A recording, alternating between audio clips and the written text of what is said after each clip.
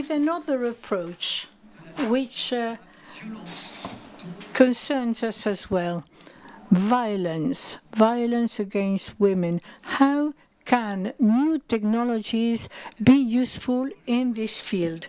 Patricia Mechael, co-founder of Health Enabled, an NGO on the global health of people, and they use, amongst other, artificial intelligence. So you have the mic, and we are listening to you.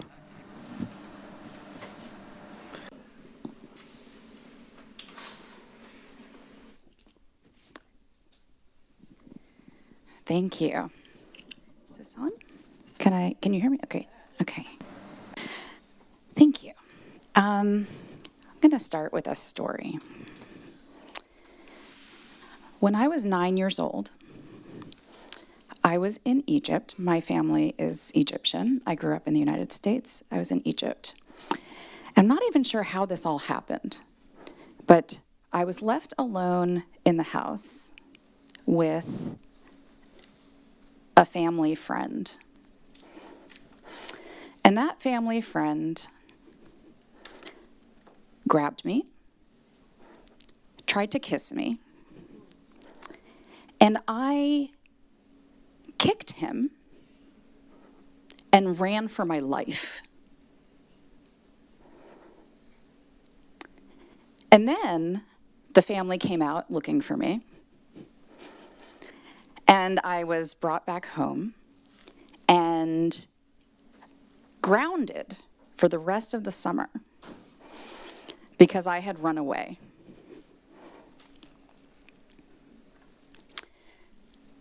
So today I'm going to talk a little bit about the use of technology for prevention and response to sexual and gender-based violence. It is not a topic that I particularly enjoy speaking about, but it is a subject that really needs a whole lot more attention than anybody is actually giving it. And I want to appreciate Renu because I'm actually a professor in an academic institution in the United States. So when you gave that example of like, oh, you could be, this is something that I think impacts a lot more people than we actually really think about. So just really quickly, the organization that I work for works at the intersection of whole person health. We believe that we all need to be looking at health, whether it's mental health, emotional health, physical health, in a holistic way, much more so than we currently do. Equity and technology in everyday life. And we focus on health equity and well-being for those most at risk of being left behind. We also have an initiative called the Global Digital Health Monitor, where we measure and monitor the state of digital health. And in the last iteration of the monitor, we included an indicator on gender. And what we find is that in most countries, gender is inadequately represented in national digital health strategies, in national governing bodies. And at the same time, women's mobile phone ownership is a really good indicator alongside health outcomes of improved access to health services and health information. We're also seeing that there are new risks that are coming with technology that impact women and girls disproportionately, including technology-facilitated violence. So I'm not going to ask by show of hands how many people here have either experienced or know somebody who has experienced sexual and gender-based violence, but just to say that 1 in 3 women worldwide have experienced some form of physical and or sexual violence in their lifetime. 6% of women report experiencing non-partner sexual violence. So I really appreciated the presentation before where they were talking about access to different types of services, particularly in the case of rape. And that this has remained consistent over time. During the COVID-19 pandemic, we saw a significant increase and spike in domestic violence because people were stuck at home. Tension was high, very challenging. In terms of technology-facilitated violence, we're seeing that new forms of violence are emerging, including when you were talking about getting permissions for photos that are being taken, there's a lot of deep fakes that are being generated. Young women's faces put on bodies. They can't undo that.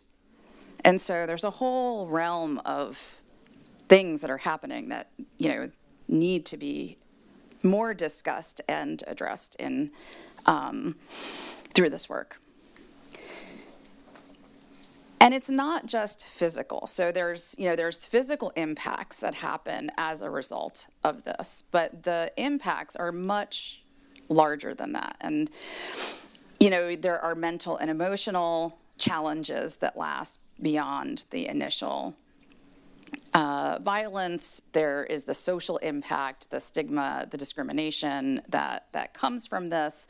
There's also economic impact, which I, was genuinely surprised to see that the cost of sexual and gender-based violence on the world is over $200 billion. $200 billion.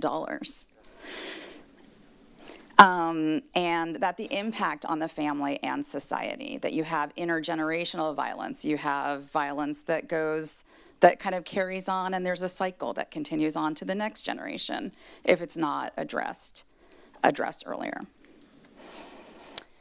So years ago, I was engaged, in a previous life, I was the executive director of the mHealth Alliance, and we commissioned a piece of work with CARE on addressing gender and women's empowerment in mobile health. And in this piece of work, I remember my colleagues at CARE raising the importance of including gender-based violence within this framework. And I was just like, oh, like why would we do that? I wasn't even thinking about gender-based violence as part of conversations around gender.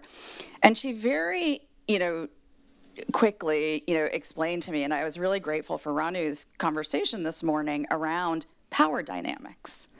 That a lot of times the issue of sexual and gender-based violence is a power dynamic conversation, that there's a lot of fear among women and safety concerns among women that have to be accounted for when you're looking at gender within the context of the use of mobile technology in health.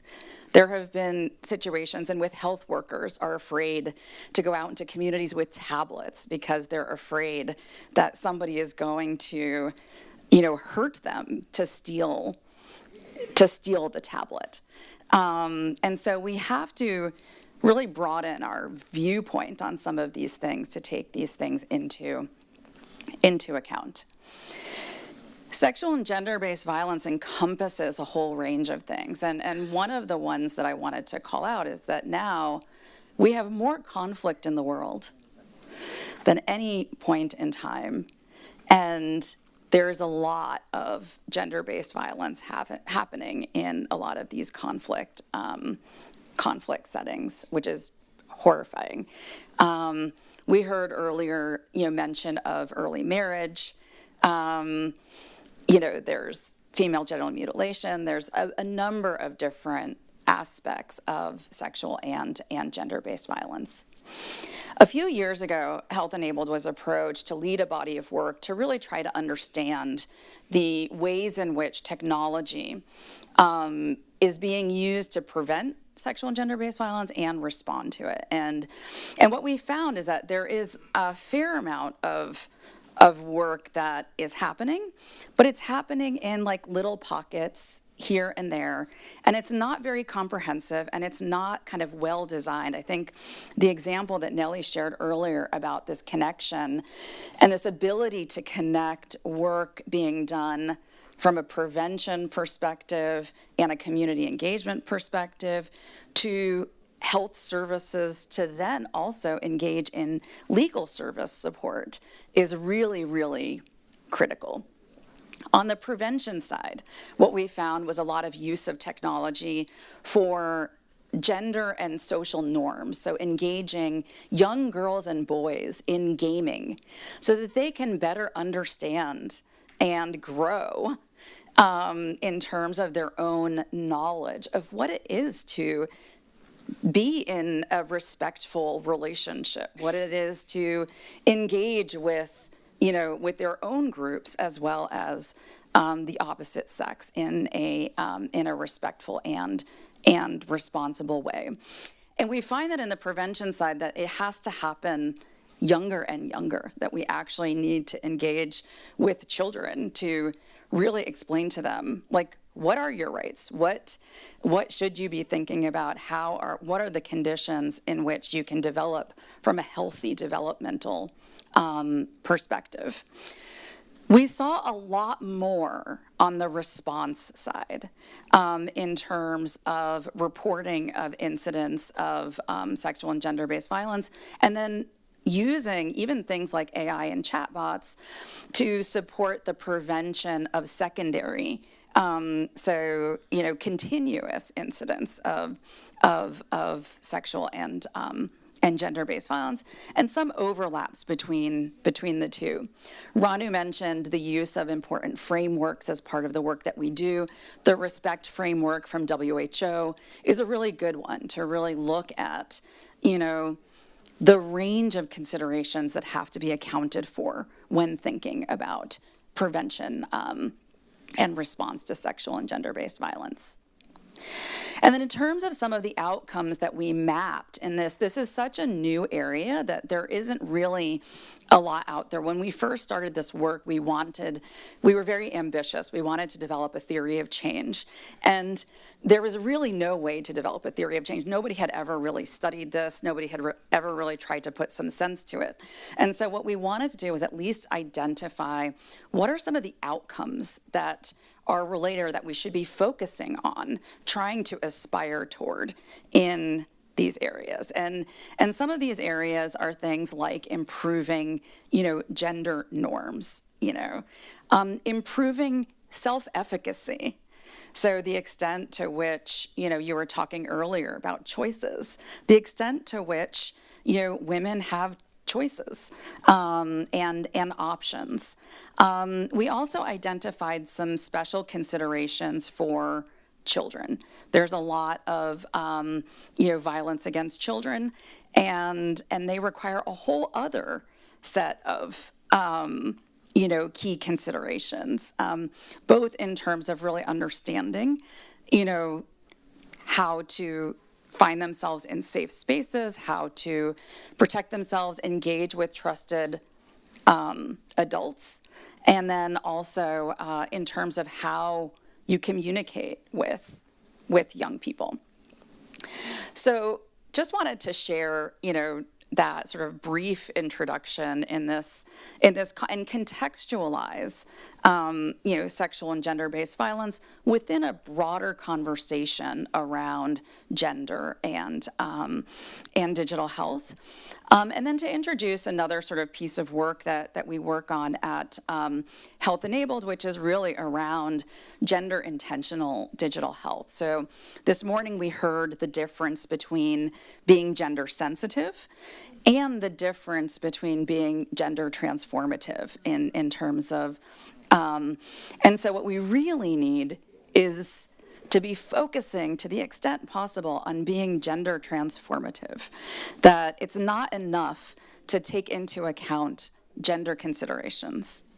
You actually really have to understand the context, you have to understand the culture, the social considerations, and really aim toward transformation. We do a lot of research at Health Enabled, and a lot of our research is gender sensitive research. And what we found is that when you take a gender intentional approach, that the impact is here. When you take a regular approach, your impact is here. And so what we're finding is that even, in looking at gender, and then when you look at gender, be sure to also, take an intersectional approach where you're looking at all the considerations around an individual, but then the impact can be a lot stronger. And we found that you need 3 keys to doing this. You have to analyze the situation. You have to analyze the situation. You can't just include a gender activity in your program without analyzing the situation. Then you have to really design with the intention of overcoming those situations that you find in your analysis, and being more gender transformative. And then you also have to monitor and evaluate. You have to, because that which is measured gets done. If you're not measuring and monitoring, it is not going to happen. And so I will end there. Thank you.